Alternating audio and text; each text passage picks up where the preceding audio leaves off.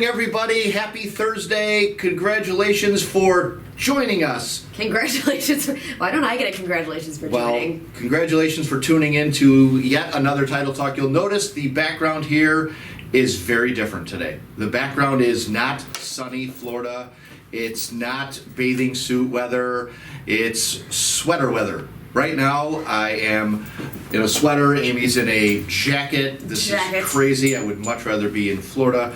But thanks for joining I prefer my company over Rich's, let's be honest. No, I really don't. Because Rich's company was great in Florida, and we certainly enjoyed a great time. But as I sit in a sweater, I don't enjoy that. But this is our weekly Title Talk. We thank you guys for joining. My name is Drew. And I'm Amy. We wanted to just kind of get back on our feet here a little bit, and we have no person here. Yeah, it's just you and I. I know how sad. I know. Sorry, guys. Yeah, you guys will have to tolerate with just us. We did not bring in a special guest this week, but there are some great things that we wanted to talk about, as well as getting you guys to kind of ask some questions, because I think we got a pretty good topic here coming up about refinancing. So I think that's going to be something that we are going to dive into a little bit, talk a little bit more in depth about. Amy, you want to kind of kick it off a little bit? Yeah, I'll start by saying that probably a good, 70% of our business right now, maybe? Yeah. Yeah, we are getting a ton of refis, which is a great thing. But, hi Carol, happy birthday. Happy birthday, Carol. Yay! What did she say? She celebrates her birthday on another special. Guess what else today is, Carol? It's National Pug Day. Today is National Pug Day. I mean, it's definitely not as exciting as you share your birthday with the National Pug Day. That's crazy. So, but happy birthday foremost to you. So yeah, we've been doing a lot of refis lately, and I know our guests have kind of touched on that and why it's such a big market right now. But the more refis we've been getting lately, the more kind of different questions and different scenarios pop up. Mm-hmm. So I think it's just kind of important to give a rundown to you guys as to like what are different parts of refinancing. Like, do I refinance by myself? Do I refinance with my husband? Can I be put on a loan if I'm not on a deed? What if the house is in a trust? Like there's a lot of questions and a lot of stuff that has come up. Yeah. So I think that to inform you guys of what I'm doing. I think that's important. Yeah. That we kind of break down a little bit of what it is that we talk about, and maybe answer some questions regarding it. But the realities of refinancing right now, it's so popular, and I'm struggling with this right now. I'm on the video part. You want to make that? This is really crazy. I think I'm going to start my timer to see how long this takes you to do. I don't. Go. Just take that and make it work. Post. Yes. Share. There it is. Okay. Do you want to start a watch party? Yes, there you go. Good. So, refinancing is something, like Amy said, it's very popular. We're doing it now, 70+ % of our business right now, because the interest rates are attractive. And obviously with great interest rates comes the opportunity to save a lot of money. I mean, I even looked at it to doing it again. And not only was I able to reduce my 30-year to a 15, which also reduces the payment, and the interest. Yes. Yeah. I may even be able to reduce it to a 10 and still pay less than what I was paying at the 30. That's insane. I mean, now is a great time for you guys to get out there and entertain the idea. At least if your mortgage rate is currently, if your interest rate is currently 5% or higher, I think this. And you're going to be in your house for a couple years. Yeah. It's something worth looking into. You just bought yours recently. Almost 2 years now. Okay. So yeah, it's something that me and my future husband will be talking. Of what? 2 days? I'm getting married in 2 days. 2 days. It's over. And I'm here. And my Joe is golfing. So. Oh, see, there you go. That's how he's preparing for marriage. There you go. But yeah, so it's something that we're talking about, we're looking into, and the other thing is like banks are really competitive with each other right now. Like I feel every time I hear a lender is giving like a really, really good interest rate, we go talk to another lender and they're like a half point below that. Yeah. So it's a crazy competitive market right now. Shop it around. I mean, it's something that. Except always use us for title. Of course. Because we'll help you with everything. And you guys, that's a nice point to make, because you guys as the refinancee can dictate that, hey, we want to use Inspired Title You have to complete close control. this. Right. Complete 100% Right. control. You have no buyer's attorneys, no any kind of No. attorneys trying to push you one way or another. You could say like, no, I trust these guys. I want to go there. Right. No matter where you go for your loan, you can absolutely request that Inspired Title does that closing. And truly, what we would do is, because you've been, wonderful listeners and viewers, we would be able to just mention that you've watched us on Facebook Live, and we'll be happy to cut you a sweet deal. A sweet deal. Yeah, It's I know. gonna be a long day. A lot of coffee this morning. That's a good start. So why don't we kick it off with talking a little bit about how refinances are structured and some of the obstacles that we've been seeing on the title side that maybe the consumer is less aware of. Right. What are some of the things that you've seen? So I think the most common one is there's like one person on title. There's a John Smith on title, Okay. and the borrower is going to be John Smith and Paula Smith. Okay. Can that happen? Yes. Yes. Yes. So if you want to if you want to be a borrower. Borrower. You're correct. If you want to be a borrower on a mortgage, you do not have to actually be on title. Correct. Which is, I think that's like an anomaly that it was kind of hard for people to understand in the beginning. Like, but my name isn't physically on the deed, so how could I? The words "quick claim deeds" were thrown around a lot. all the time. I would say probably 90% of our refis, I get the question, do we need a quick claim deed for this? Or a QCD for this? Do you know what a quit claim deed is? I think it may be beneficial to share that, but let's go back a little bit to the first part of that. You can be entitled to the property, meaning you have ownership of that property, and both be on the loan. So Joe and Amy could own the property, and Amy can be on the loan, or just Joe can be on the loan, or they can be on the loan together. And it could be vice versa, where only Joe's on the loan, or I'm sorry, only Joe's on the deed. Right. But Amy wants to be on the mortgage. Correct. So what would be the benefit or why does that happen? A lot of times, what a big part of that was, at least I'm going to talk about what the reasons were from the past, is credit scores. So, for instance, let's say Joe's credit score was not strong enough to qualify for the loan, but yours was. So therefore, then it would be beneficial to secure the loan in your name. Joe has, obviously you guys are married, and then you guys he has no rightful liability to paying that mortgage. Well, that sucks. Right. Like, right. like that's, Welcome you know to what I having good mean? credit. Like, yeah. Right. Good credit. But that's primarily why they did it. A lot of times now, husbands and wives are doing things separately, where there's a bank account for the lady, there's a bank account for the man. They keep their finances separate and things, and this way it's all of the house expenses are paid out of this one, and all of the life expenses are paid out of this one. Right. So people divide it that way. There's no real right way to do it, but it just personal opinion. Yeah, just to know it can be done, because we are asked often about, gee, he's not on the title. What do we do? And we're constantly getting boy, should I quit claim it to my spouse so he can be on the mortgage? You don't need to. In reality, he could be on the mortgage without being on the house. Absolutely. So I think that's one of like the most common ones that we get. Right. Right. The ownership process. The quit claim deed is nothing more than that conveyance piece between. So if Joe and Amy owe the property, they can quit claim their interest to just Joe or just Amy. So if for instance in that example that we used, if you were the only one on the mortgage but you were both on title, you and Joe can quit claim it to you, but you don't need to. It's just an extra step. Right, it's not a necessity. It's right. So if your lenders are telling you that, that's not correct. You're going through a step that you don't necessarily need to go through. Right. Sometimes you'll see that, and I think that's our next topic here, is the in trusts. And I think I'm going to let you take the lead on this because I'm still kind of in the learning process. Yeah, no, that's totally fine. So you can put houses in a trust. You can. And people do. By trustees' deeds is what they call them. Mm-hmm. But then what happens when you want to take out a mortgage? Like, can you take out a mortgage in a trust? Absolutely. If you take out the mortgage in a trust, what are the steps? And these are, so always recommended is to consult your legal team, because the real purpose and reason behind a trust is to work through and avoid the probate courts. Okay, it protects your real estate, your asset, which is your home or any other real estate that you own, against probate. So if there's a trust put together, that will handle and take care of any questions, problems, or issues that happen if one or both of the spouses pass. Because the trust language will dictate how it all is. I was going to say, when you do a trust, you have to write a trust. It's so that's all lined out.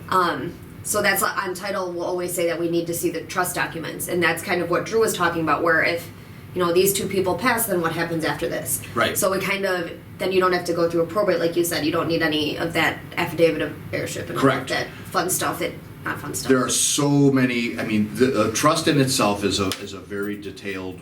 It's a beast. Animal. It really is, and if you, it's a great tool, and it's an asset to have. It's definitely something that I would recommend for you folks if you're considering to do that, to talk to your real estate attorney. If some of the professionals that we've even brought to you here on our Title Talks, I think it'd be beneficial to utilize them in what we're, how to do it. What's the best way? What works for you? Because Right. each scenario is very different, and there are very many aspects to how it works and what to do. But I'm going to just kind of give you the ABCs in the simple version of this. Like I said before, it's a legal document that allows you to avoid probate court while protecting your real estate. Okay. Can you take out a mortgage and trust? The answer to that question is yes. However, there are some circumstances that you need to kind of check out and verify.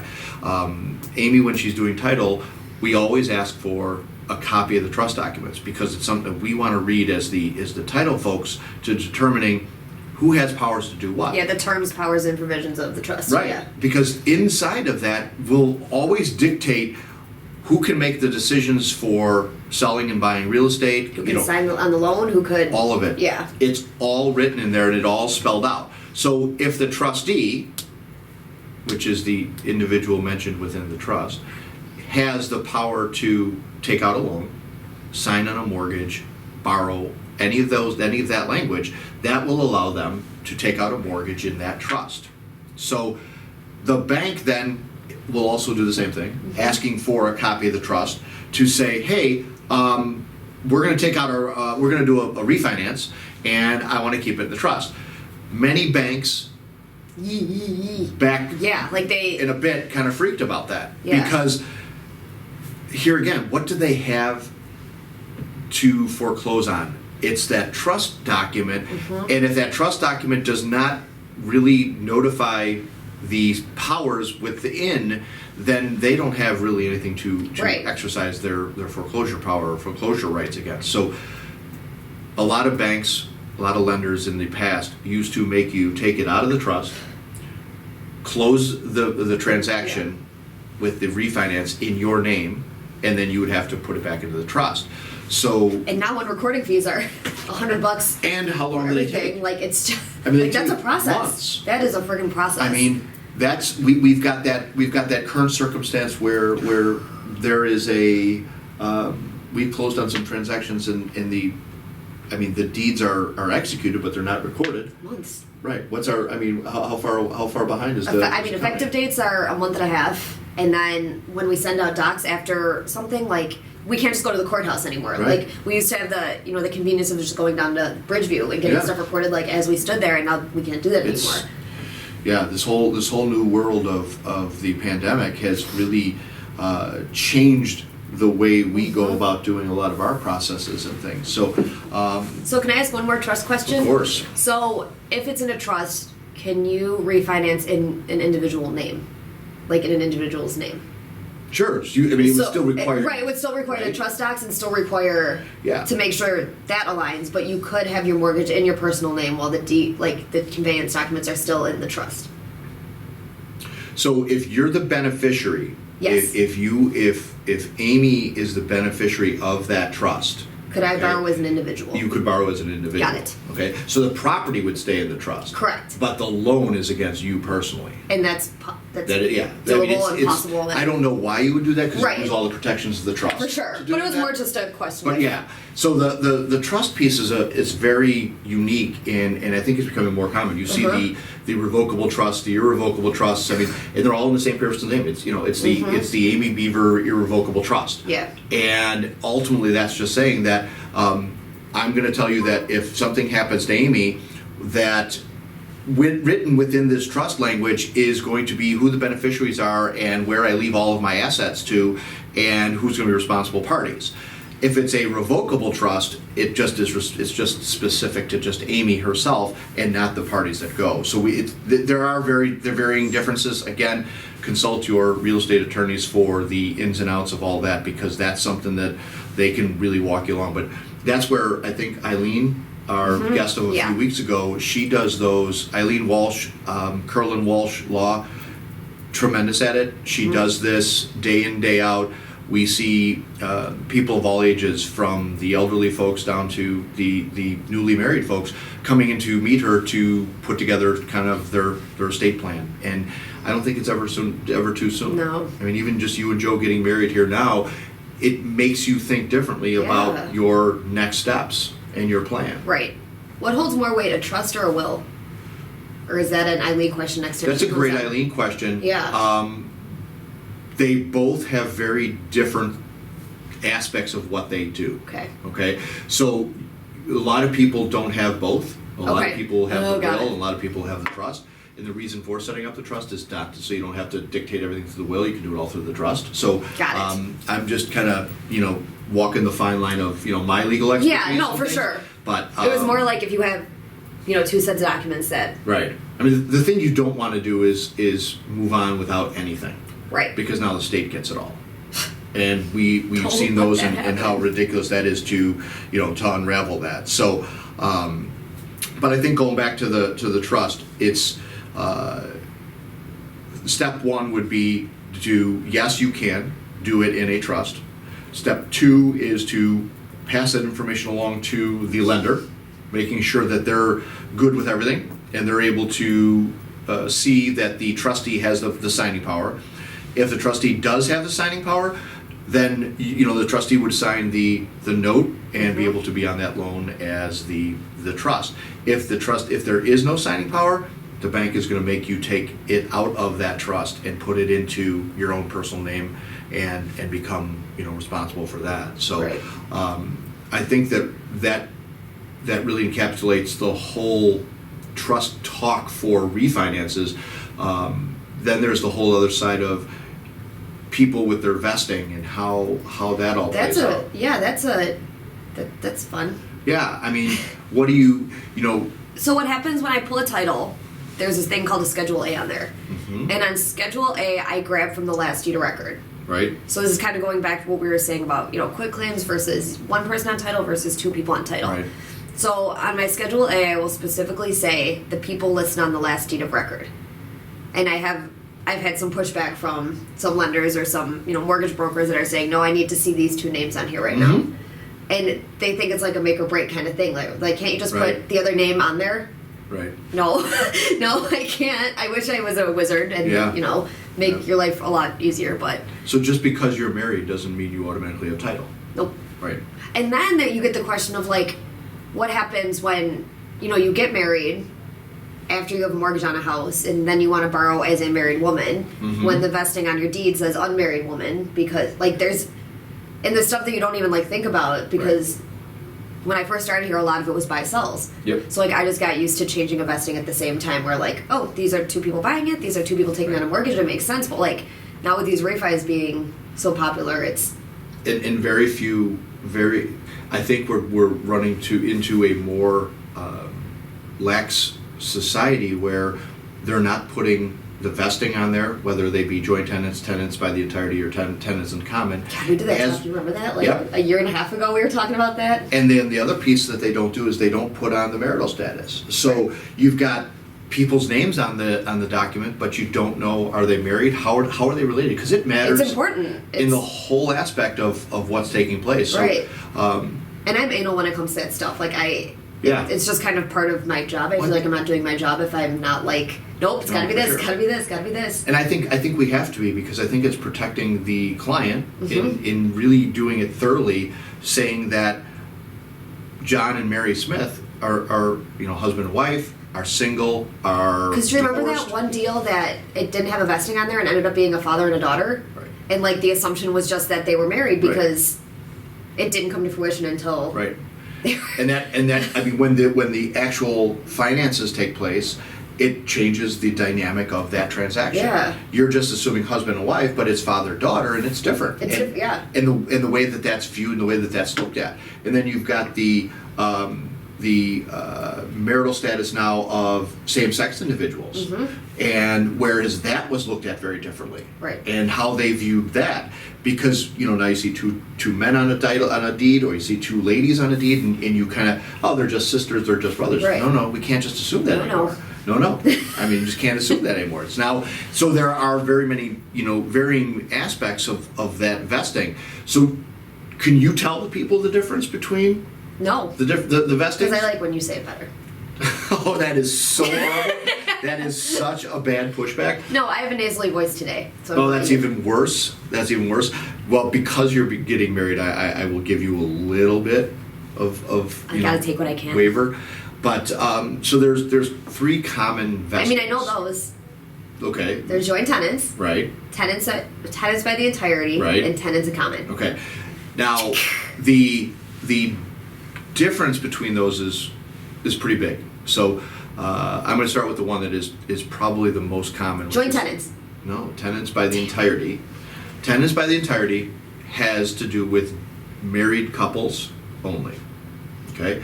Every other title vesting could be in tenants in common, or joint tenants with the rights of survivorship, etc. So tenants by the entirety can only apply to people who are married. So you and Joe, When did that be? Like, how did that become a rule? that's become the Illinois statute now. I'm That sweating. if there I is feel like you're testing me. yeah, see, if there's nothing, if a married couple is on a deed and there's no tenancy, Vesting? vesting or tenancy determined, It's an assumption that it's yes, tenants by the entirety. So tenants in common is very much like what it says, that both of their shares, or it's all divided equally. So you can have 4 tenants in common, each owning a 25% share. So then, if somebody were to pass and you're holding it as tenants in common, it would automatically go to the next person. Incorrect. See, Incorrect. this is why Right. I asked that question. So all 4 of those, then, so if one of them passes, then the 25% It gets split among is it can be given to the heirs of that individual. So if they're tenants in common. correct, because they all own it equally. They all own their shares equally. Uh-huh. So what I do with my 25% shares is what I do. If I pass, it goes down to my kids. So you would have like separate wills for each of the 4 kids that shows. Your Or- the table of heirship. Right, table of heirship, yeah. Would determine that. So joint tenancy can be divided up differently. Joint tenancy could go through the whole process of I can own 75, you can own 25. So you can divide it up. It doesn't have to be equal. So we need to discuss. That's a piece where if you've got multiple family members owning a piece of property, Right. that's where they can kind of divide up that ownership. If it's a husband and wife owning a property, it is what it is. So They can own it a equally. husband and wife own as tenants in common? Like it They was could. specifically vested Yeah, that they could. way. They Okay. could. They don't have to own his entirety. But that's what is assumed if it's not there. Right. Yes. You can only enter a tenancy by the entirety if you're married. You could do any of the Got others, it. but the one that you can only do is or the only way you can get tenancy by the entirety is Is to be being married, married. right? And that's important to know when people, as we talked a little bit before, the table of heirship, which is nothing more than when somebody passes, it gives us a list of who are the heirs that are entitled to potentially own that property. Right. So you can divide this up by as many people as you want. Oh, you remember that one? There was like 7 people that. Right? I have 1/8 of an interest of that property. Cool. I mean, people do it. Yeah, they You know, do. and we've seen now people are putting they're vesting their interest in like their kids as Yeah. owners of this, and I again I have my own personal view on that, but that's how they kind of grant them an asset. Right. Well, okay, there are some other legal ramifications that go along with that, and I would certainly discuss that with your real estate attorneys because they will offer a strong opinion For sure. on the do's and don'ts of that as well. But really, I think you've seen in your growth here over the years that you know so much more about real estate and the intricacies and the working parts than a lot of real estate professionals do because you're doing it a lot more closely than they are. And yeah. I mean, you're dealing with the realities of what happens in a whole title search. Right. So the trust information, the vesting, the affidavits of heirship and probate, and all of these things and how they affect each individual and each deal. Transaction, right? yeah, right. So when an attorney, how often do you get the attorney calling you up and go, Amy, what do I do with this? The attorney is calling Amy asking her, what do I do with this? I mean, that's a wonderful feeling, I'm sure, for Amy, but yet it's a scary feeling Yeah. to go, shouldn't you know? Or like the first thing is, what did I do wrong? Like when Right. I see an attorney's name pop up, like Right. okay, what did I screw up? But honestly, it hasn't been that No, recently. It's and just you always get You've that. gained that confidence and you've gained that knowledge now to stand up to say, no, this is what it's going to take to remove that. Can't This you just is how waive it? this is Can't gonna we just take happen. it off title? Right. No. I mean, the surveys, all of the easements and Encroachments. encroachments and everything that happens within a survey. The attorneys are looking for you to read those for them to determining, is this a problem? And could we insure over it? You tell me if it's a problem, and you tell me if you want an endorsement to Right. insure over it. Right, you're the attorney. We're the title guys. I'm so geeky when I laugh about title stuff. It's so It bad. is. It is. But it's okay. I mean, I understand it, and I think that our listeners are kind of getting it as well as to the quirkiness of who you are and the detail of what you do, because this is not something that you could just pick it up and just go do it. It's taking I you can't wait several that years. you have to do it for 3 days. Thanks for the reminder. He has Wow. to do my job for 3 days. So don't order any titles for 3 days until Yeah, Thursday. I Send think all the what you're going to orders see a back. lot of is she's not available. She'll be back on Thursday. 1 week from today, I'll be back Yeah, here. yeah. She will do Title Talk as Amy Maley. That will be next week's Title Talk. We'll be talking about Amy Maley and not Amy Beaver. It'll always be Beaver. Oh gosh, But, that's yes, it's that's gone. scary in its own right. You know. What other questions do you have? That you've got any questions from the listeners that No, popped up? listeners, talk to us. Oh my gosh, We're they're boring. quiet today. That's You're great. quiet. They're Everyone's quiet trying to today. wake up. It's because there's no sun out. Everybody's Yeah, it is. trying- Well, it's cold and it's yuck. gloomy, and it's not Florida. But I think I'll segue into something else in what you talked about, the refi stuff. If there are liens and mortgages, liens and old mortgages and issues, people look at a refinance going, well, I'm just taking care of my mortgage. The most recent Unfortunately, mortgage, yeah. right? Are you not also maybe bringing to light I have some to be other the jerk. things? Yeah, Yes. I got to be the jerk that our title searches go back all the way, at least 50 years. Right. So anything that's happened on title, so even if it's a mortgage from 2003, Mhm. well, those are almost 30 years at this point. Right. Sorry. So it says from 2013. So if there's a mortgage that was open from 2013, but the house transferred titles, other mortgages were taken out, but there's still that open mortgage from 2013, I can't just assume that it's gone. Right. Because, and I get that's 9 out of 10 times it probably is Yeah. gone, but why should that be on us? Because there's always got to be that one time. Mm-hmm. It takes one, $560,000 mortgage to crush a company. Right. So Right. yeah, I'll be that jerk that is bringing up stuff from. And that's what we talked to you about throughout these title talks and understanding what do we do? What is a title company? Right. I mean, exactly what Amy just outlined right there is she's looking at the history of your ownership and your land. All the way from the beginning of time till the most current time she's touching it. So it's our job to ensure everything on that property that you live in is copacetic. There's no issue. you are not living in an encumbered world other than the encumbrances that you've caused in your own mortgage and things. But And like I said, it's usually a quick fix, like getting a hold harmless or getting that's a big word. That's two words. It is. So what that means is like a hold harmless, we would reach out, well, somebody would reach out to Right. like a company that had closed the deal before us, like the last buy sell, and we would request a hold harmless for this open mortgage that from 2013 that we were talking about. Right. And what that means is Inspired Title is not responsible for that mortgage because you're telling us that you paid it off before Included. before it actually was transferred. And releases used to not really get record, like I feel like releases used to get gathered and paid off at closings, but it wasn't a big deal to get them recorded back then, but like now it's a big deal. Oh, yeah. Because it's not a big deal. We paid it off 10 years ago. But like what happens when your clients want to refinance but Right. there's no record of this ever getting paid off, then it's on us. Right.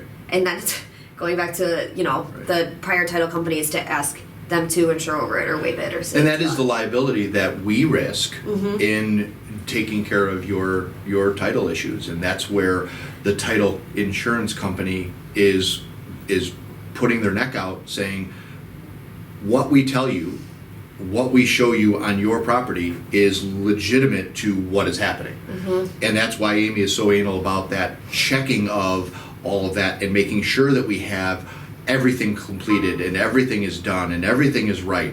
I think it's important for you guys to understand that it's not a worry of yours because we take that on, but it's a concern when you're in the process to understanding of the professionals that you're working with and understanding what's out there. You may or may not even know Right, that you have have any idea. these encroachments. Yeah. You buy a house and you're like, well, yeah, the lot's right here. Yeah, but that my new But- deck is on the easement.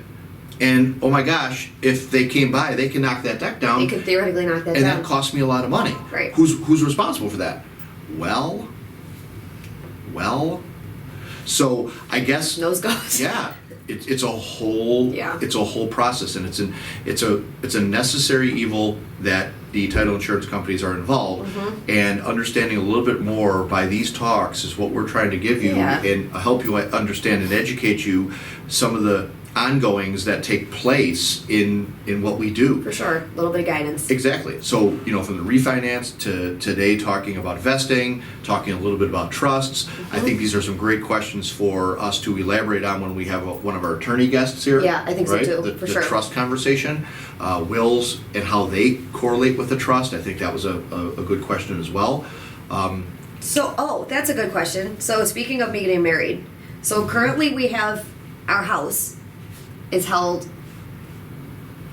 like as Joe Maley and Amy Beaver. Right. What happens? Like, what would we have to do to? Like, would we have to quitclaim it to our, or is like showing a marriage license sufficient to?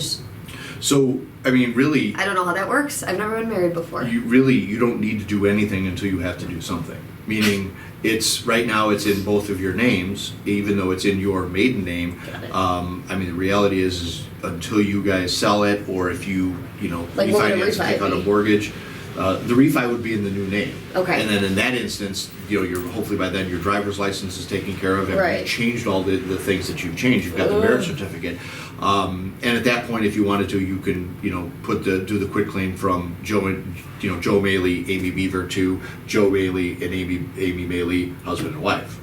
I mean, it's That sounds so weird. right? Yeah. But it's so there's no right answer to saying, well, you have to do it right Right after now, you're married. yeah. Because it doesn't matter. I mean, you're Amy Beaver. I will always be Amy Beaver. You're Amy Maley, right? Formerly known as. Right. So Okay, they so can I have- always reference who you are. Right. The formerly known as piece always is applicable as long as you can continue to provide that. Yeah, and show that. connect the line. Yeah, connect the Yeah. dots. So Well, that makes sense. Yeah. So that's. I mean, you don't need to once you get married hurry up and change everything in the world. You'll have enough to do. I mean, you really will between your driver's Oh, don't license worry. and all of that fun. So I have a list. Yeah. No, Are you it's a- shocked? Are you shocked I have a checklist of things to do? I'm not. You should be asking Joe. Is he shocked? Is Joe ready? I guess for that. Although he's on the golf course right now, he's probably not even thinking about it. So wedding. what we're going to do here is we're going to give you guys a couple minutes. If you have any questions out there for us, we're going to give you guys a couple minutes to ask those questions while we Ask away. Kind of wrap up our title talk for this Thursday. It's definitely becoming a something that is really gaining some momentum here. A lot more folks are seeing this. A lot more people are reacting to it, and we're so thankful for that. We just ask that you guys continue to share this stuff, put it on your Facebook, and share it out there. These do turn into podcasts. We ask that you join and subscribe to our podcasts on our YouTube channel at Inspired Title Group. If you have any people that you think would make awesome guests, let us know. Oh my gosh. Send us emails, comment on here. We're always looking for... If you want to be a guest, as a person that just wants to ask some questions about and try to understand this better. Or call in, like we could do any kind of way you guys want to try to reach us and be involved in this, I'm in. Yeah, we are all good about that because I think it's important for us to... our goal is always to educate. Our goal is to always better our clients, our customers, ourselves. I mean, this is something that we've partnered up with a couple really, really strong folks in the very near future that we're going to be bringing on here and chatting with. But they're dynamic. I mean, you remember Angela, and Angela Bronson is one of my favorite people, and her energy level is just something like no other, and she's kind of connected us with a few other folks in her network, and I can't I'm really excited to see what that brings. I can't wait to expand out through that and see what that our does development, for us. some cool stuff is happening out there. We have some announcements to kind of come up on the development side. If you don't follow our development team, it's Inspired Development. We have a Facebook, we have an Instagram, and so we usually do title talks on Thursdays, and we do our on-site visits on Fridays out there. So that's a little more. It's a lot more hands-on. It's a lot more hands-on. There's a lot happening out there. So if these title things are kind of cool, but you want to try something different with Inspired, check out our development page and. The development team is doing some great things. You get to see me swinging hammers sometimes, and talking through house buildings, changing the world, changing one house at a time. We just closed on one on Friday that was such a great experience, and so now we just picked up one yesterday and on to the next, and hopefully make another dream home for a great 3 properties going. We got the new construction happening in Crown Point. Like I said, we have some breaking news coming up on some other opportunities that are going to be happening in Indiana as well. The development company is really, really exciting for what we're trying to do and what we're about to do. We have a question for not right now, for a future guest. Oh, I think absolutely. That's a really good. Yeah, absolutely. That is a very good question, and that is a very good question for the attorney. And the question is the difference between a land and a living trust. And that is that's a really good question. A good question for the attorneys to talk about, as well as the trust versus will and different opportunities there. So here again, thank you guys for jumping out into that stuff. Again, Facebook Live, Facebook Inspired Development, Inspired Title Group, YouTube, the Inspired Title page there, Instagram. I think we're even into the Twitter world. We're everywhere. LinkedIn. We're getting that up and running. If you need some professional help. Our marketing team is doing just some really great things. I'm so excited about that. I will have an announcement here by the end of the year of some exciting news for me as well that I can't wait to break free and share. So do I know this? Probably not. No. I'm leaving, and it's all by you. It'd be great. So guys, continue listening, continue watching and following us.